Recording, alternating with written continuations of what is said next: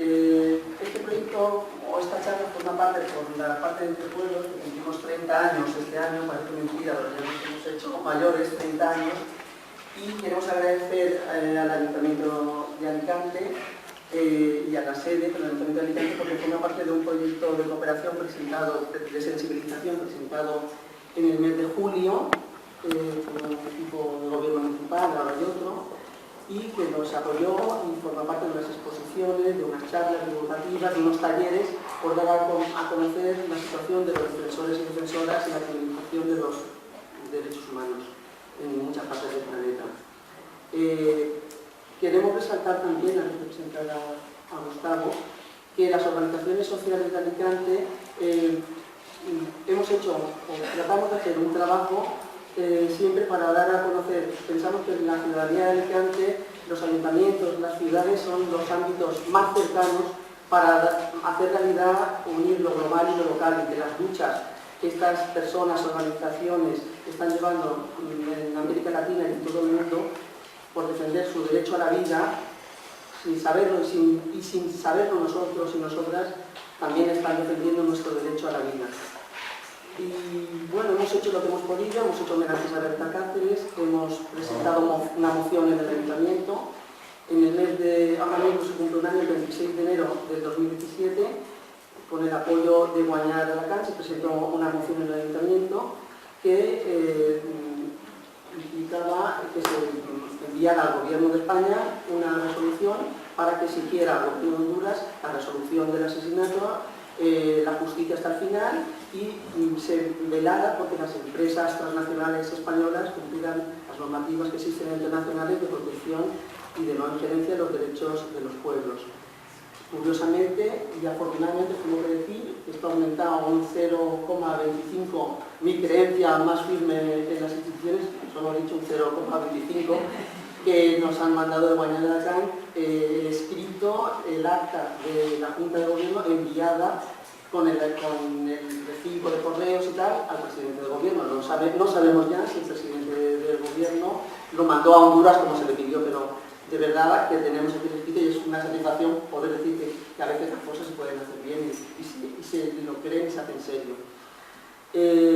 Bueno, pues sin más voy a presentaros a Gustavo Castro. Él tiene un currículum muy amplio, para nosotros muy ejemplar, porque aparte de sociólogo es el fundador y director de una entidad que se llama Otros Mundos, Amigos de la Tierra, que si entráis en la página podéis ver cuánta afinidad tiene con muchas de las luchas por las que las muchas organizaciones sociales de Alicante, muchas personas estamos luchando, cuánto compromiso, cuánto dedicado, cuánto apoyo, cuánto trabajo hecho en función de atender y de implicarse con las organizaciones populares, no solo de México, sino de América Latina. Pertenece al Consejo de Coordinación del Movimiento de los Afectados por las Presas y Defensas de los Ríos, de la Red Latinoamericana contra las Presas y Defensa de los Ríos y del Movimiento Mesoamericano contra el modelo de minería. Es experto porque ha escrito mucho y ha profundizado en temas sobre el impacto del neoliberalismo en los pueblos y en las ciudades, los tratados de libre comercio, que también se está luchando aquí, como toda la campaña contra el TTIP, los megaproyectos, los transgénicos, la inmigración, también importante en México y en muchos países, pero sobre todo, bueno, deciros también que él estaba con Berta Cáceres en el momento que la asesinaron, que él fue herido también, fue un testigo protegido y que ha llevado mucho tiempo de sufrimiento también, pero también de lucha y de llegar hasta el final, de exigencia, de justicia, de apoyo a las hijas de Berta Cáceres y para nosotros y nosotros lo más importante es que sentimos que está al lado, junto y dentro de los procesos de lucha y de transformación de la solidaridad. Él, como Berta Cáceres y como el copín que dirigía Berta Cáceres y que tanta semilla de esperanza y tanta gente luchadora ha dejado, Consejo Cívico de Organizaciones Populares y Indígenas de Honduras, son máximos defensores, con su mano tendida siempre a estrechar lazos y redes.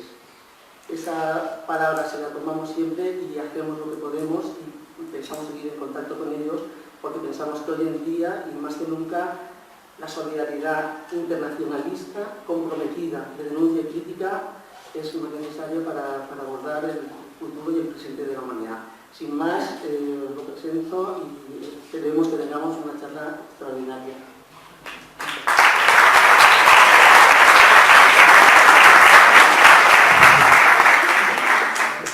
Buenas noches a todas y a todos. Gracias a todas las organizaciones y las personas que han hecho posible que tenga el honor de compartir y de estar con ustedes esta noche. Y pues me gustaría, siempre nos preguntamos por qué hay tanta persecución, criminalización a los movimientos en América Latina, qué es lo que está pasando, qué es lo que lo está generando y sobre todo para dónde va, qué vamos a hacer, cómo lo vamos a enfrentar. Y quisiera, creo que un poco hacemos reflexión sobre las causas que va generando esta confrontación con la sociedad y esta criminalización. Y recordemos que dentro de este proceso de un capitalismo voraz que va cada vez buscando la manera de cómo acumular y acumular y acumular riqueza, en medio de una competencia también de las transnacionales por enriquecerse cada vez más, pues es cuando los gobiernos hacen los famosos tratados de libre comercio, que explicaré muy brevemente lo que está pasando allá, que quizás encontrarán parecidos a lo que está sucediendo acá en esta región. Y es que cuando en el caso de México totalmente endeudado con el Banco Mundial y con el Fondo Monetario Internacional, es cuando se les exige ajuste estructural. ¿Y eso qué significa? Pues muy fácil. Vas a abrir la frontera a nuestros productos, nuestras empresas quieren entrar a tu territorio, elimina los subsidios, baja los salarios a los trabajadores porque voy a llevar a mi fábrica y yo no quiero pagar muchos salarios, congela el salario mínimo, necesito agua barata, tierras baratas, necesito también que modifiques la Constitución, necesito que modifiques las leyes, para que entonces yo pueda llegar a tu casa supuestamente a comprar, a invertir, a vender. Y eso fue lo que hizo el gobierno mexicano. Modifica la Constitución, modifica las leyes, entonces abre las fronteras a los productos de las corporaciones de Estados Unidos. El gobierno de Estados Unidos, nada tonto, pues, lo que hizo fue subsidiar más, por ejemplo, a toda la industria de agroexportación. Recibieron tantos millones de dólares de subsidio que pudieron bajar el costo de los productos del campo. Muchísimo dinero, que bajaron los costos y entonces abren la frontera mexicana e invaden con millones de toneladas de maíz transgénico, de huevo, de carne, de frijol, de todos los productos habidos y por haber, y donde los campesinos y los indígenas no podían competir. Y luego llega el Walmart y las grandes cadenas comerciales gigantescas se instalan en el país y entonces 3 millones de indígenas y de campesinos mexicanos pues dijeron nadie nos compra el producto, no tienen precio, todo llega más barato de Estados Unidos, entran sin pagar aranceles ni nada y entonces además el gobierno nos ha quitado el subsidio, pues nos vamos a Estados Unidos. Después el gobierno de Estados Unidos pone una muralla gigantesca en la frontera para impedir que todos esos pobres que sus políticas y sus corporaciones están creando puedan pasar a su territorio. En este proceso después las empresas dicen no solamente voy a llegar a vender productos, sino también voy a comprar. Y empieza otra ola privatizadora y entonces hay que vender todas las empresas del gobierno y se empieza a vender inmediatamente Telmex, telefonía, carreteras, bancos, las empresas transnacionales como buitres esperando a ver qué podían comprar los mejores negocios del país y si después no valían la pena o se robaban el dinero, pues el gobierno que lo rescatara. Y hubo varios rescates, con dinero también, pues, de la sociedad mexicana. Después viene otra ola.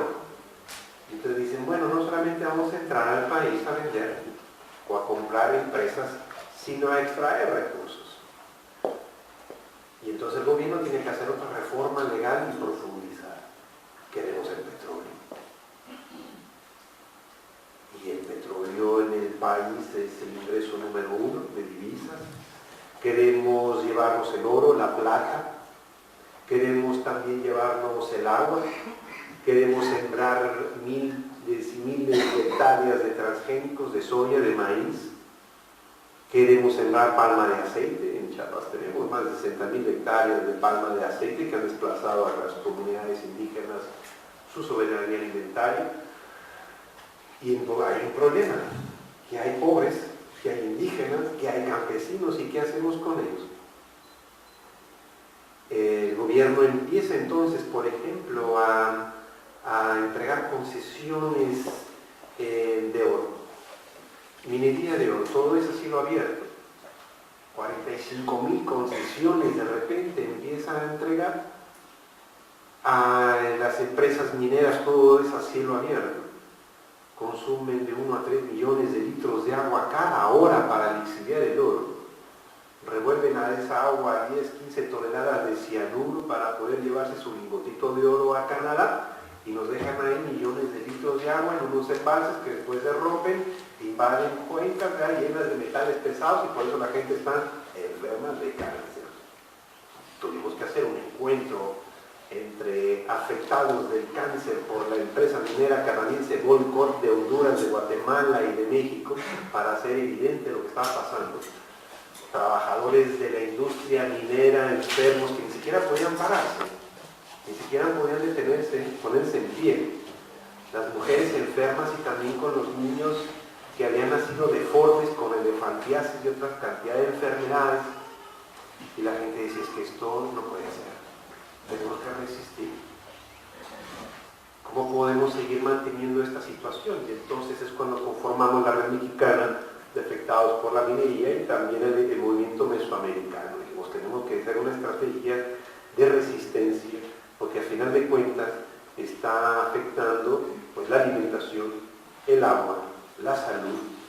Cuando la empresa minera, por ejemplo, en el estado de Guerrero, la Goldcorp, íbamos a la comunidad a visitar para generar conciencia también entre todos y todas de lo que implicaba una mina y entonces buscar mecanismos de resistencia. La gente, bueno, nos quedamos impresionados viendo una mina de 1 kilómetro de diámetro por otro kilómetro de profundidad, el pueblo empobrecido, todas las plantaciones llenas de polvo de la mina, de metales pesados. Nos decían, aquí no tomen agua. Y ni se laven los dientes ni se bañen, en los 3 días que van hasta a ver cómo le hacen. Y solamente nos daban unos botecitos de agua que traían de otro lado para que no nos contaminaran. Esa comunidad, al final, muchos quedaron asesinados, otros también están muertos ya. Y la gente dijo, tenemos que resistir. Y entonces en el 2009, en Chiapas, empezamos una resistencia contra una minería canadiense que quería llevarse la varita, un mineral muy pesado que se usa para la extracción petrolera. Llegó la empresa, compró a las comunidades, dividió a las familias, ofreció dinero a las autoridades, firmaron que sí quieren la mina y empezó la empresa a meterse y en la montaña de arriba empezó a eliminar todos los bosques, a raspar y a raspar y a raspar para llevarse entonces el mineral. Con todas las explosiones se abrieron grietas y el agua que bajaba antes de los arroyos iba por las grietas y las comunidades abajo se quedaban sin agua. Y después cuando llovía bajaba todo el oro, porque ya no había capa vegetal, no había árboles, no había bosques, inundaban el río abajo de Azolve, inundaban al mismo tiempo su milpa, el maíz. Los niños se echaban al río y salían con ronchas, el ganado empezaba a amanecer muerto todos los días, peces muertos, y la gente dijo, tenemos que resistir, tenemos que defender nuestros derechos humanos. Y estoy hablando de procesos colectivos, no solamente de individuos, no solamente de hombres o mujeres, sino de pueblos, de comunidades que dicen tenemos que defender nuestros derechos humanos. Y empezamos una resistencia empresa minera quería pasar por otro camino y entonces empieza a tumbar un montón de árboles para que pudieran transitar los camiones enormes llenos de varita, y tumbó montaña por todos lados. La comunidad se enojó, pues dijo: son nuestras tierras, ¿qué estás haciendo?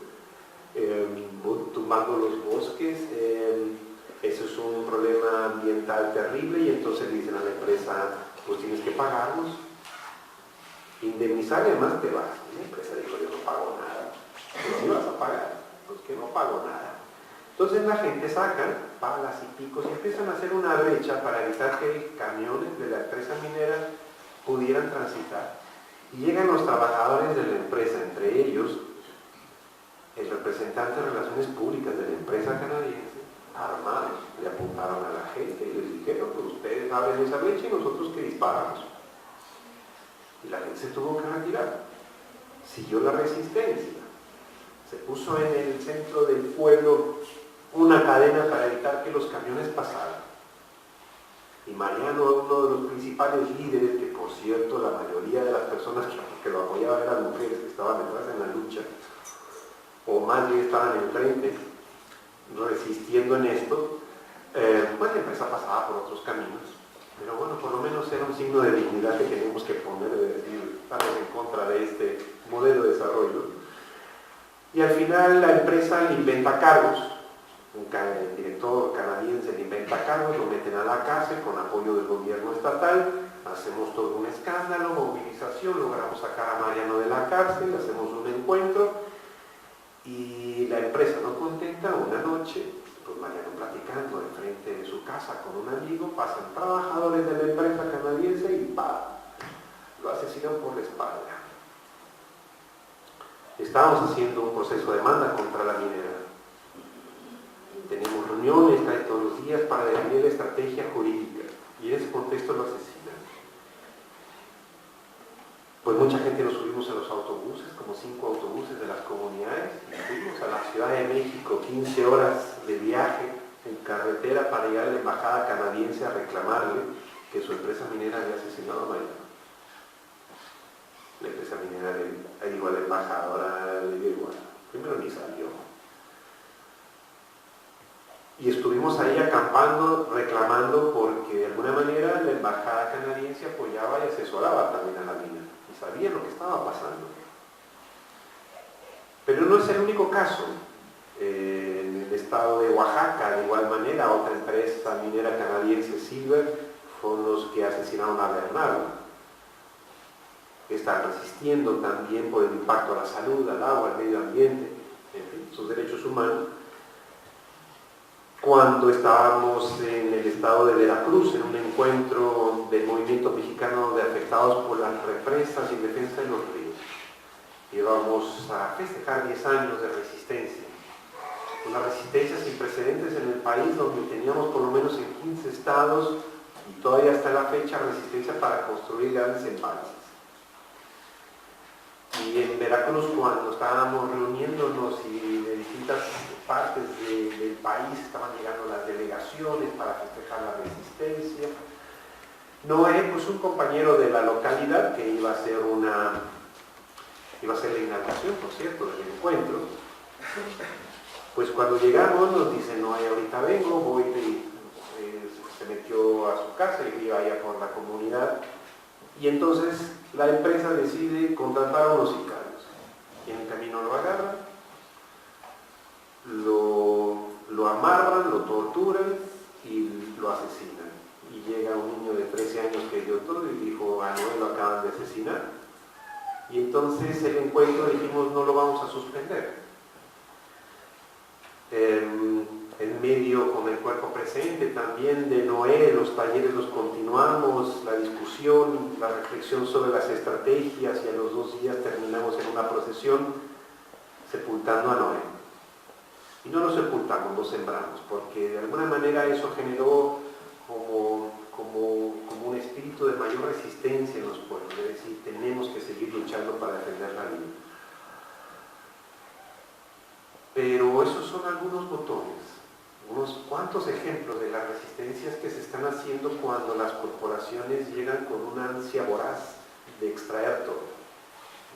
llega también la empresa Gamesa, Endesa y otras al estado de Oaxaca a implementar grandes parques eólicos, desplazando a los pescadores que llevan ahí cientos de años. Pero estorban los pescadores. Tienen que poner un parque eólico gigantesco, ojalá a Oaxaca, y puede uno ver kilómetros y kilómetros de viento, que han desplazado a todos los campesinos que les robaron las tierras, que les rentan muy barato, que les mintieron, y entonces hicieron la manera en cómo pagarle lo menos posible y dejaron de sembrar. No pueden tener ganado adentro de los campos, abajo de los campos eólicos, tienen prohibido, pero es energía verde, pero es energía sustentable. En el caso de Guatemala igual, el Florentino, no sé cómo se llama el de aquí, en la zona de la selva de Guatemala, insistiendo en hacer una gran represa donde han habido asesinatos, donde se han metido a la cárcel a muchos indígenas que han hecho asambleas comunitarias impresionantes, sin precedentes, en 80 municipios, donde toda la comunidad indígena dice no queremos minas y no queremos represas y queremos que se vayan y que nos dejen tranquilos. En medio de mucha represión, pues defendiendo sus territorios, defendiendo la vida. En Chiapas llegaron los chinos y querían llevarse el titanio. Y empezaron a llevarse el titanio en la costa, y entonces algunos jóvenes empezaron a morirse de cáncer muy pronto por la contaminación del agua. Y se murieron 2 chicos. Los jóvenes de las escuelas, de los alrededores, de las comunidades se organizaron todos. Hicieron una movilización gigantesca de jóvenes, de chicos y de chicas, y sacaron a los chinos. Y no pudieron regresar. Y entonces se hizo una asamblea gigantesca en donde se hizo un acta y acordamos que no se iban a aceptar proyectos mineros en toda la región. Y pasamos videos sobre el problema de las minerías y todas las afectaciones de la salud, todos muy conscientes. Pero al año llegan otra vez los chinos y dicen, a ver, les damos $1000 por cada persona que en la asamblea levante el dedito y diga que sí quiere la mina. Y con la crisis del campo, con los millones de toneladas de maíz transgénico que se carga a Estados Unidos, y la gente en una crisis, sin subsidios, sin apoyos ni nada, pues dicen, bueno, $1000, nada más por levantar el dedito, pues como que sí necesito el dinerito. Y además le voy a dar $1.000.000 por cada hectárea que me vendan. Y ya se veían, pues. Yo tengo 2 hectáreas, yo 3, yo 4, yo 5, yo seguía, ya estaban viendo el dinero. Y se empezaron a pelear. La cosa se empezó a dividir. Y quedaron tan divididos, y hasta la fecha los chinos no han entregado $1, pero ya dividieron a todo el mundo. Sin embargo, insistieron entonces en entrar a la comunidad de Llores. Ahorita hay en resistencia en ese municipio para evitar que la maquinaria entre a la comunidad. La gente resistiendo, permanentemente ahí vigilando y exigiéndole al alcalde que firme un acuerdo de que no va a haber minería en la región. Como la resistencia en Argentina, en Famatina, donde toda la comunidad participa día y noche vigilando los caminos para que no entre la minera. Y toda la comunidad participa. Y las 24 horas de cada día, de toda la semana, hay vigilancia. Y cada quien sabe que un chico de 15 años, 16 años, con un viejito, con el que sea, le toca cuidar de 4 a 6 de la madrugada el día viernes. Y a otro le tocará de 6 a 8 y así. Pero toda la semana está vigilado los accesos a la comunidad ante la voracidad de las empresas mineras de llevarse los minerales. Esa es la resistencia que se está dando en toda América Latina. Y si después a eso le cargamos que los gobiernos empiezan a decir, pues llévate ahora no solamente el oro o la plata, ahí te va el gas, y ahí va el fracking, y ahí va el petróleo, y ahí va para el negocio de la energía hidroeléctrica, pues empieza una resistencia descomunal en América Latina de una manera impresionante, con muchísima fuerza. Obviamente la reacción de los gobiernos es, pues vamos a repetir esto. Cuando las comunidades pueden detener un un proyecto, una concesión, las empresas pueden demandar a los gobiernos. Porque en la cláusula del Tratado de Libre Comercio tú me has garantizado modificaciones constitucionales, leyes y garantía en mi inversión. Y estas comunidades me han bloqueado el camino. ¿Y cómo va a ser eso? Pues, entonces le han inventado ahora un nuevo concepto al Tratado de Libre Comercio que se llama expropiación indirecta. Yo no dije, ¿qué es eso? Pues en expropiaciones cuando el gobierno te quita algo por beneficio público, supuestamente te indemniza o medio indemniza. Pero esa expropiación indirecta, pues es que tu pueblo me está bloqueando el camino. Pues no soy yo, es el pueblo. Pues sí, pero es tu pueblo, entonces tú vas a responder por ellos, entonces es como si me estuvieras expropiando de manera indirecta y te voy a demandar. Y son unas demandas gigantescas. Hace 5 años se calculaba más o menos 200.000 millones de dólares de demandas de las empresas a 60 países de Asia, África y América Latina. Sumaban 200.000 millones de dólares de puras demandas a 60 países. O sea, las empresas cuando no ven garantía de su inversión, van por la amenaza de las demandas. Entonces los gobiernos dicen, pues me sale más barato reprimir, criminalizar que pagar. Entonces todos los países han por lo menos modificado los códigos penales. Y entonces todo lo que antes era un derecho humano ahora es un crimen. Antes te podías movilizar pacíficamente, ahora ya eres un criminal. Ahora eres un terrorista, estás bloqueando las vías de comunicación federal, eso es delincuencia organizada y todavía peor, es secuestro. Y como ya cambiaron la ley de que secuestro te lleva 90 años de cárcel, pues ¿saben quién se va a manifestar? A ver, pues quién va a salir de la cárcel. La gente empieza a buscar otros mecanismos de resistencia y de protección entonces de los territorios. En esta búsqueda también de alternativas, en esta búsqueda de resistencias y donde hemos estado implementando también estrategias de prevención, de tal manera que la gente se organice para defender su territorio, está la pregunta de qué vamos a hacer. Y ciertamente cuando hablamos de defensores y defensoras de derechos humanos, no nos olvidemos que aquella persona que metieron a la cárcel, aquella persona que fue asesinada, no se entiende por sí misma, sino que se entiende en función de un colectivo, de una comunidad, de una fuerza social que está ahí detrás, que son pueblos enteros. Asesinan a los líderes, es cierto. En Honduras, 120 activistas medioambientales, tan solo medioambientales, han sido asesinados, incluyendo a la artista. Pero en América Latina el asesinato contra muchas defensas de los derechos humanos es atroz. Uno se queda a veces con la imagen de la violencia y también tenemos que ir generando un nuevo discurso para generar nuevas alternativas. Y entonces, desde hace tiempo, junto con el COPIN, con Berta y con otras organizaciones, dijimos, tenemos que generar nuevas alternativas de energía, porque ya no nos creemos ese discurso del desarrollo de la hidroelectricidad. Y estamos acostumbrados a que el desarrollo es igual a la hidroelectricidad, incluso es verde. Y entonces hubo una movilización de tal manera, de tal magnitud en los 90, que el Banco Mundial dijo muy bien, movilizaciones en Brasil gigantescas, en Asia, en África, en América Latina, y dijeron, vamos a hacer un estudio sobre las grandes represas en el mundo.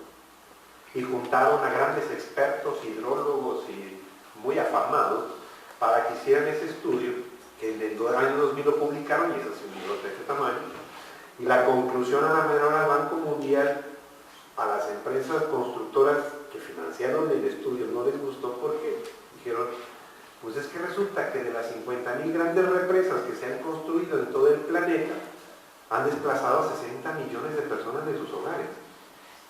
Han inundado pueblos y ciudades completas. Los bosques de manglares porque los ríos no llegan al mar, que son grandes bancos también de carbón que se han quemado y también han desaparecido estos bosques de manglares El 30% dicen de los peces de agua dulce extintos han sido por causa de las grandes represas, que generan el 5% de los gases de efecto invernadero.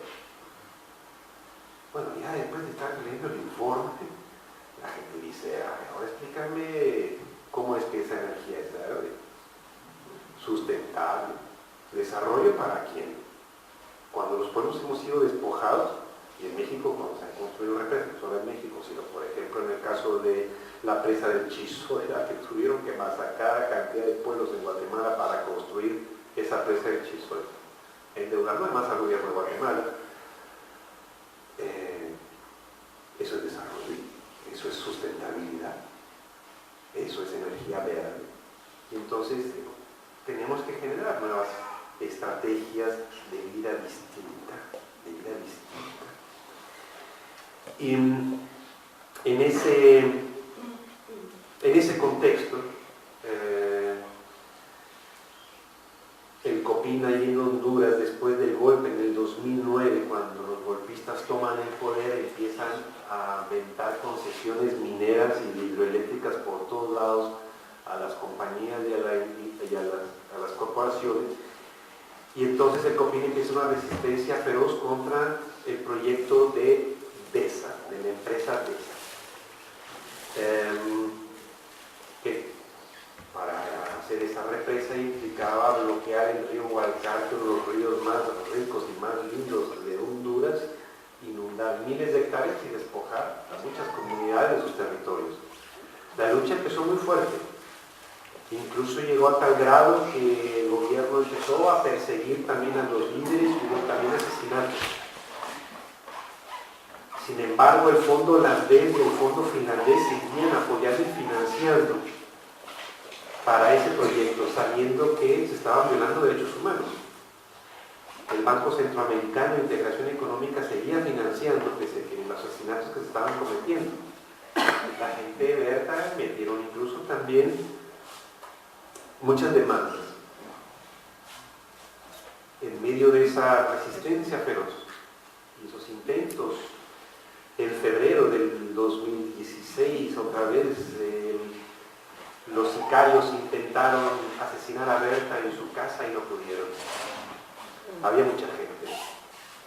2 semanas después empezamos un taller donde Bertita me dijo, ayúdanos a facilitar una reflexión y discusión de cómo podemos generar alternativas a este capitalismo feroz. Alternativas de energía comunitaria. Que la energía no solamente es el foquito, la energía también implica alimentos, implica vivienda, implica muchísimas cosas. La energía de la vida desde la cosmovisión indígena. Y ese día, el 2 de marzo, cuando estábamos en ese taller, había como unas 100 personas, representantes de diversas comunidades, la gente muy participativa, un encuentro hermoso. La gente del COPIN, una gente muy pobre, tan descalzos, pero tan limpios en su resistencia y en su dignidad y con una claridad de defensa de la vida. Pero en esa noche los sicarios decidieron actuar otra vez. Y vieron cómo Berta y yo entramos a su casa y ya estábamos descansando cuando llegan los sicarios, patean la puerta de la casa, uno entra a mi habitación, pateando la habitación, otro se va a la habitación de Berta y pues nos disparan, nos dejan heridos y piensan que estamos muertos. Bertita después me grita y entonces yo acudo a su habitación y en unos minutos después ella fallece. El gobierno de Honduras ha hecho todo lo posible, hizo todo lo posible por inventar pruebas para justificar que la misma organización había asesinado a Berta. No pudieron, y cometieron tanta cantidad de tonterías y ilegalidades, inventando pruebas, inventando testigos, y no pudieron.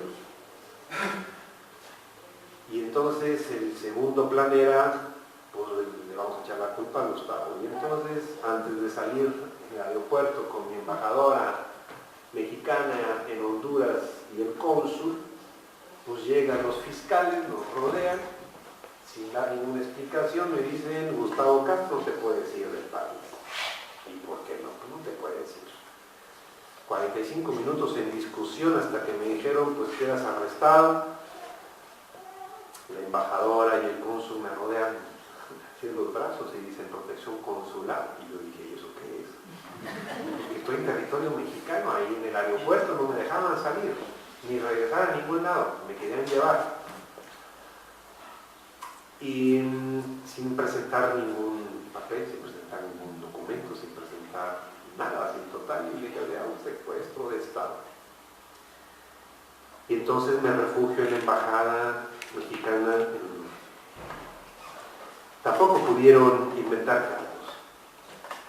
Estuve ahí un mes encerrado en la embajada, esperando que llegaran por mí, pero al final me dejaron salir. Y no tuvieron otra opción que meter a cárcel a 8 imputados.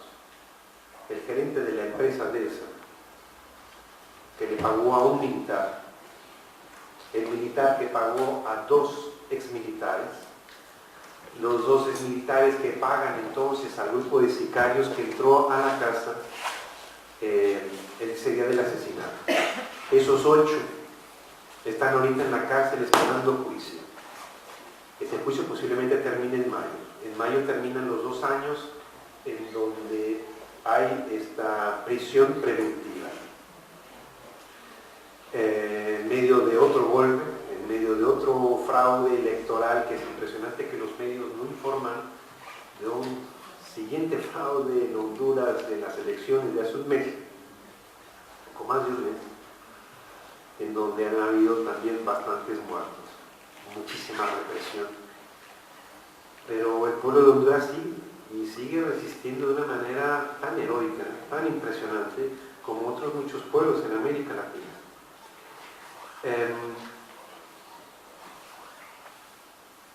Nosotros creemos que, bueno, siempre nos quedamos con la imagen de la violencia, y es cierto, hay mucha violencia, que se explica por ello, o sea, por estos tratados de libre comercio que están invadiendo territorios, afectando la salud, afectando la comida, afectando la vivienda, afectando la vida, que no te queda otra más que resistir, y no nos vamos a cruzar de brazos. Pero la violencia también es correlativa a la esperanza. Y parece absurdo lo que estoy diciendo, pero en la medida en que hay más violencia es porque la gente se está movilizando, porque la gente está tomando conciencia, porque la gente se está organizando. Si no lo hiciéramos, no haría falta ninguna violencia, ni tampoco ningún militar en las calles asesinando a nadie. Entonces, si le volteamos la cara a esa moneda, nos vamos a dar cuenta de que hay mucha vida, mucha movilización, mucha resistencia, mucha organización en América Latina por defender la vida. Y yo creo que Berta lo dijo muy claro en su discurso, cuando recibió el premio Goldman. Despertemos humanidad porque ya no hay tiempo. Y creo que algo que me parece fabuloso es cómo los pueblos y los movimientos tienen conciencia de que la lucha no solamente es para defender el territorio ahí, ese, local, sino el territorio de todos y de todas, incluyendo el de ustedes. Porque al final de cuentas este cambio climático nos afecta, estemos donde estemos en este rincón del planeta. Y que la lucha es global. Y que la responsabilidad de buscar alternativas es de todos y es de todas. Como involucrarnos en esto, y entonces Berta y el COPI me parece que tenían mucha claridad en eso, y su mensaje es ese: la responsabilidad es de todos, no nos podemos quedar parados contemplando cómo este planeta nos estamos acabando. ¿Y cuál es la alternativa? Los defensores y las defensoras, uno se pregunta, bueno, ¿quién nos va a defender a ellos? luchamos y resistimos, y lo seguiremos haciendo. Ciertamente hay mucha solidaridad internacional, ciertamente hay mucho apoyo, pero que ojalá esa solidaridad y ese apoyo no nos exima de ver lo que nos toca hacer en casa. Porque también tenemos que luchar por los derechos humanos y también tenemos que luchar por este planeta, y es responsabilidad donde estemos. Para explicar un poco mejor esto en las comunidades, cuando hablamos de qué podemos hacer y cuál es entonces la alternativa, que siempre eso nos preguntamos y me preguntan, ¿y cuál es la alternativa? Yo qué sé, bueno, vayan ustedes también, como si yo tuviera que dar una receta y encontrar una solución para todos. Eso nos toca a cada quien buscar. Y uno dice, bueno, ¿y cómo? Nosotros nos imaginamos que, para explicarlo, es como si fuéramos todos en un tren, como el ave que va a 1000 por hora, y toda la población del planeta vamos en ese tren. Claro, unos van en primera clase, otros en segunda clase, otros en tercera clase, otros como los migrantes colgados de las ventanas o en el techo, pero todos vamos en ese tren, y el tren va a 300 kilómetros por hora. Y así va derechito, así como va en el ave, derechito, derechito, derechito. Y de repente, curiosamente, un migrante que va en el techo es el que alcanza a darse cuenta que a 500 metros hay un barranco y el tren ave se va a ir así, mira, derechito al barranco. Y la gente dice, ¿y ahora qué vamos a hacer? Pues hay que decirle al chofer que frene. Pues ya le dijimos y no nos hace caso. Pues entonces, ¿qué hacemos?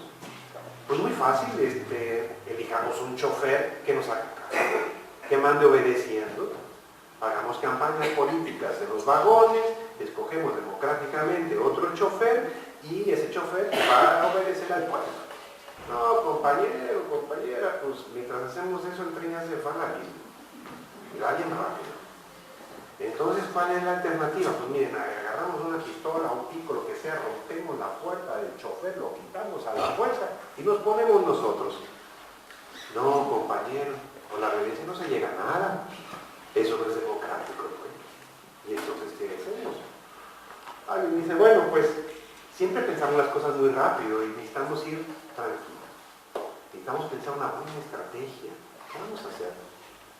Porque no nos vamos al vagón del restaurante, nos tomamos una cañita, un vinito y con tranquilidad pensamos una estrategia. No hay tiempo, no hay tiempo. Ya quedan 300 metros. Y entonces alguien dice, bueno, pues si nos vamos al último vagón y le quitamos el tornillito al tren y que se vaya, pues si el problema está que en ese vagón caen 50 personas, decimos somos 5.000 millones de personas. ¿Quién va a ser privilegiado? Y con el vuelo además se va a ir también al barranco. Entonces alguien dice, el problema de este mundo es que no estamos conscientes, no tenemos información. Si tuviéramos información y fuéramos conscientes, otro mundo sería.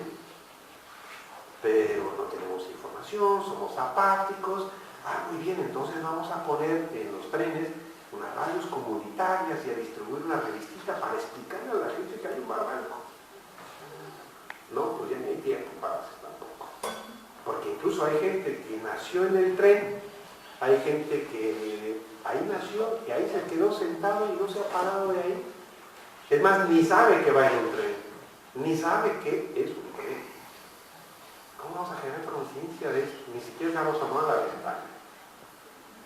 Pues la solución es, bueno, pues pintemos en los vagones de verde con pajaritos, por lo menos para que se vea bonito. Si nos vamos a ir al barranco, por lo menos contentos.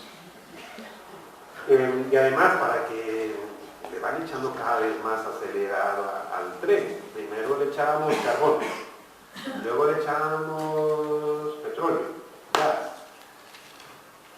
Porque no le echamos biodiesel y por lo menos es un tren ecológico y ambientalmente sostenible.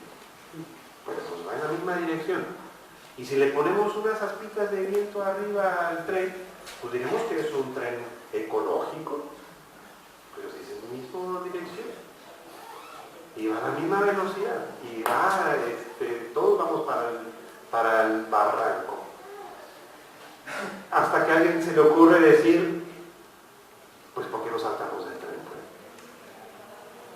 Porque a alguien se le ocurrió decir, pues la única solución es hacer oración y que Dios Padre Todopoderoso agarre los vagones del tren y los lleve a la vida eterna, ¿no? Pues, tampoco esa es la solución. Pues saltemos del tren y si nos aventamos juntitos, quizás cuando caigamos nos va a doler menos. No todos van a sobrevivir. Berta no sobrevivió y trató de saltar del tren y buscar una alternativa distinta a este sistema, que el sistema no lo permitió. Como tampoco en algún lugar en Estados Unidos permiten captar agua de lluvia porque se lo tienes que consumir a la empresa que hayan privatizado y que tiene el negocio de la distribución del agua. En otro lugar me dijeron que también el sol ya le pusieron un impuesto. Bueno, mucha gente dice, saltemos el tren, busquemos otra forma, busquemos otras maneras de vida, de relaciones políticas, sociales, económicas, distintas a este. ¿Es posible? ¿Lo podemos lograr? Yo creo que en América Latina hay muchos intentos y muy bonitos de colectividad. Hay muchos intentos muy bonitos de experiencias agroecológicas, de buscar una manera sustentable de vivir. Y esa es también lo que se está persiguiendo, esas alternativas a este sistema. Pero tenemos que hacer. Y hay mucha lucha, hay mucha resistencia y hay una creatividad maravillosa en todo el continente. Pero insisto en que eso es una responsabilidad de todos, es una responsabilidad de todos, que estemos donde estemos. Y para ello ahora sí yo quería pedirle al compañero que si nos puede poner el videito que tenían preparado sobre esto.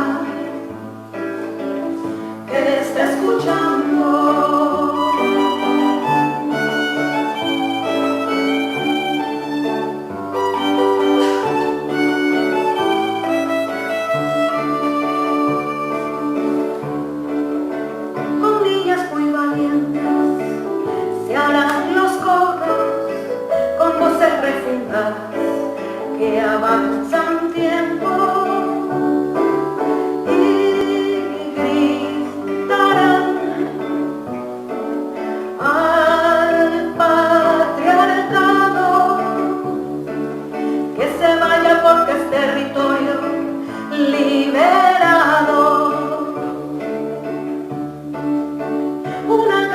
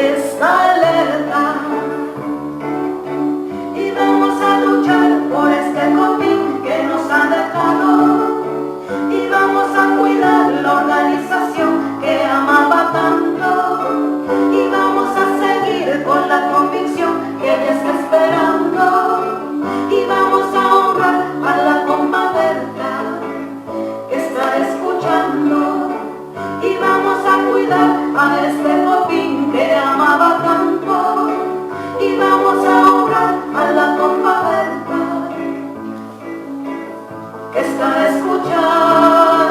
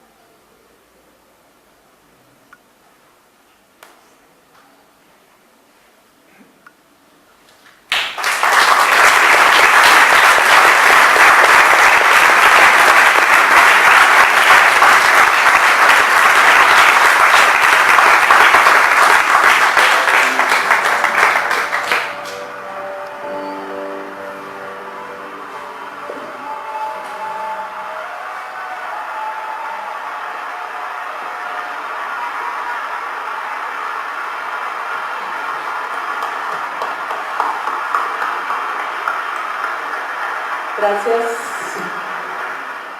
Buenas noches. Gracias a la familia Goldman. En nuestras cosmovisiones somos seres surgidos de la tierra, el agua y el maíz. De los ríos somos custodios ancestrales del pueblo lenca, resguardados además por los espíritus de las niñas, que nos enseñan que dar la vida de múltiples formas por la defensa de los ríos es dar la vida para el bien de la humanidad y de este planeta. El Copín, caminando con pueblos por su emancipación, ratifica el compromiso de seguir defendiendo el agua, los ríos y nuestros bienes comunes y de la naturaleza, así como nuestros derechos como pueblos. Despertemos, despertemos humanidad, ya no hay tiempo. Nuestras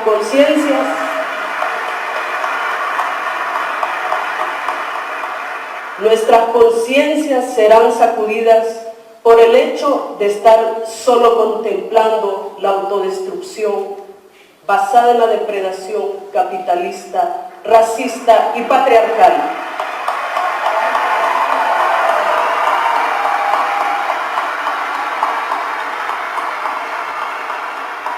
El río Gualcarque nos ha llamado, así como los demás que están seriamente amenazados en todo el mundo.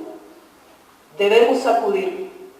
La madre tierra militarizada, cercada, envenenada, donde se violan sistemáticamente derechos elementales, nos exige actuar.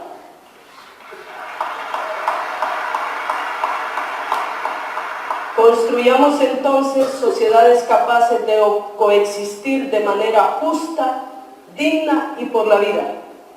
Juntémonos y sigamos con esperanza defendiendo y cuidando la sangre de la tierra y de sus espíritus. Dedico este premio a todas las rebeldías, a mi madre, al pueblo lenca, a Río Blanco, al Copín, a las y los mártires por la defensa de los bienes de la naturaleza. Muchas gracias.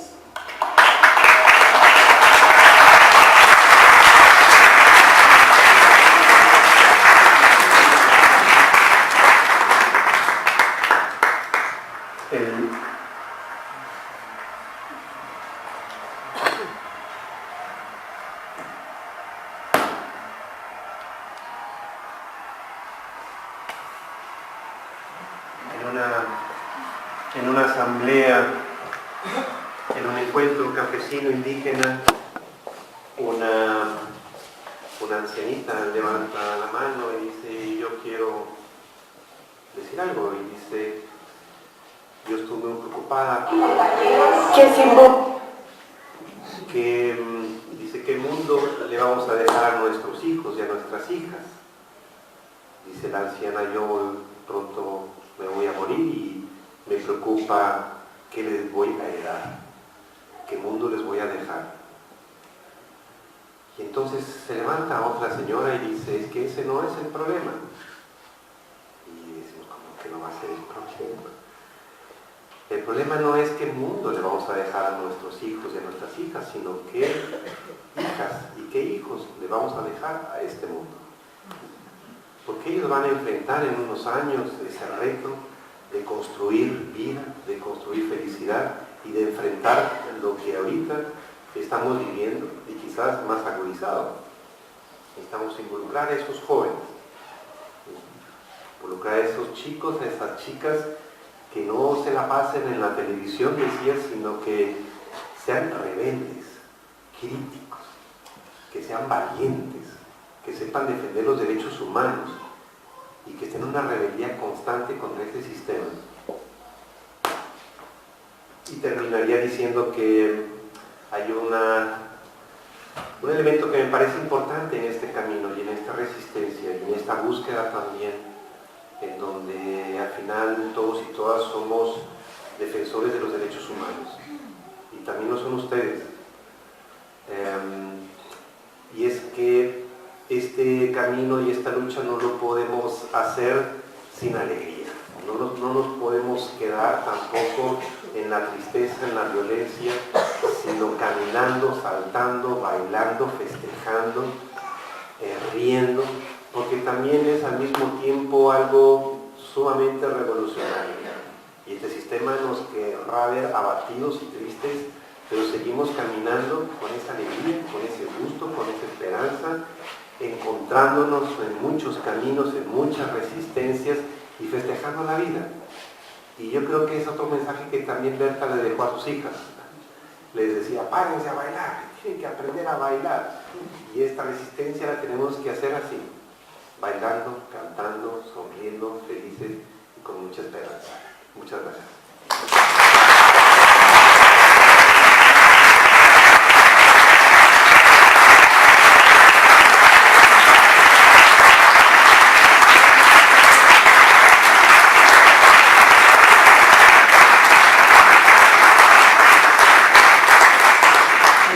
Yo antes que nada quiero comentaros que Jorge Orfina, que está aquí, el director de la sede, estaba muy preocupado porque viene de Madrid, ha entrado hace un poquito, urgentísimo, estaba en una tesis doctoral y no ha podido estar en la mesa. Entonces, si quisieras hablar, tendrías la primera palabra, si quieres estar con nosotros. Encantados, porque es siempre un apoyo, siempre es una referencia, y un gustazo tenerte aquí. El tren de vuelta llegaba un poquito más tarde y no puedo dejar de decirlo, pero te quiero dar la bienvenida a Alicante, a la sede. Estás en tu casa. Precisamente vengo de Madrid, hoy teníamos un tribunal de tesis doctoral sobre el tema del agua, sobre un canal que se construye en la Comunidad de Madrid, el canal de Linares, que se dejó a la iniciativa privada, que fue un fracaso, que luego siguió durante la Segunda República y la época de Franco, pero que bueno, pues es uno de los canales de riego que ha fracasado, ¿no? Y entre otras cosas ha fracasado por la falta de agua, ¿no? Cuando se diseña ese canal, pues no se tiene en cuenta que en esa zona del este de la Comunidad de Madrid, ya lindando con Castilla-La Mancha, pues no llueve tanto como a veces pensamos, ¿no? Y surgía hoy una reflexión también, porque muy próximo a ello están los embalses de cabecera del Tajo, ¿no? El famoso trasvase Tajo Segura, y surgía la reflexión de lo que va a pasar, y bueno, pues, la reflexión es muy clara, ¿no? Tenemos que ir pensando que ese trasvase pues no va a ser eterno, que le queda poco tiempo de vida, precisamente porque el cambio climático está afectando a las lluvias de cabecera del Tajo y cada vez va a tener menos agua. Bueno, me venían muchos recuerdos mientras te escuchaba y muchas ideas. Quiero confesaros que, bueno, a mí estos actos que organiza Marisa bueno, perdón Marisa, pero sé que sois... Porque somos compañeros de universidad.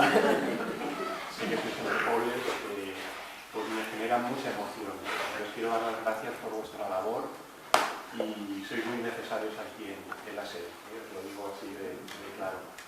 Y os lo digo porque la semana pasada, y hay algún compañero más aquí en la sala que estuvo presente, tuvimos una mesa redonda aquí en la sede sobre un plan, un conocido plan que quiere aprobar la Generalitat Valenciana para proteger lo poco que nos queda de nuestro litoral, ¿no? Habéis oído hablar del famoso Patí, ¿no? Y yo me fui a casa con mucha desesperanza, ¿no? Después de esa mesa redonda, porque estuvimos escuchando algunos argumentos que yo pensaba que ya no existían, ¿no? en grupos sociales de nuestra comunidad, donde lo más importante es el ladrillo, el ladrillo, el ladrillo y nuestras bases, ¿no? Como, digamos, el mensaje que nos puede dar la salvación, ¿no? Los puestos de trabajo y demás, ¿no? Y escuchamos dos argumentos que yo me fui a casa, como os digo, y reflexionaba y estaba indignado dentro de mí. Se decía que en la provincia de Málaga hay un 80% de la franja litoral ocupada, ¿no? Y aquí en la Comunidad Valenciana solo tenemos el 55%. Todavía queda margen para seguir. ¿Qué es esto del proceso litoral? Y un segundo argumento que también luego lo pensé y quizá estaba mal conmigo mismo porque no reaccioné a tiempo, ¿no? Se decía, bueno, es que este plan y tal, lo que le falta es un buen estudio económico que nos diga que efectivamente protegiendo lo que se quiere proteger, bueno, pues que la economía va a seguir yendo bien, que vamos a crear puestos de trabajo, es decir, que fundamentara la razón básicamente ambiental que tiene ese plan, afortunadamente ambiental, ¿no? Claro, yo luego pensando, digo, esta gente que dijo, que preguntaba esa pregunta, parece que no sé, que no tenga memoria, ¿no? o intencionalmente no tiene memoria, cuando en los años del boom inmobiliario hicieron lo que hicieron y después se nos quedó a todos los demás la deuda que seguimos pagando en forma de descenso del nivel de vida, de puestos de trabajo perdidos, ¿no? Y ahora se permite el lujo de decir que si es que un plan que pretende proteger una parte del territorio no tiene un buen estudio económico, ¿no? Bueno, ya os digo que me quedé muy decepcionado, ¿no? Porque pensaba que ese tipo de argumentos, pues, que la sociedad habíamos evolucionado y que ya no íbamos a querer volver a aquello. Y bueno, me di cuenta que no, que hay pues, muchos intereses en volver a lo que habíamos vivido hasta el año 2008, ¿no? Ojalá no sea así, pero ya os digo que yo he escrito un artículo que salió publicado en el Levante señalando que hay poco margen para la esperanza, ¿no? Parece que toda esa cuestión de la protección ambiental pues nos queda poco margen, ¿no? Y me venía a la cabeza las palabras que ha dicho Gustavo, ¿no? Defender los derechos humanos es defender la naturaleza, es defender al ser humano, defender al ser humano es defender a la naturaleza, ¿no? Porque no podemos convivir, ¿no? sin el otro.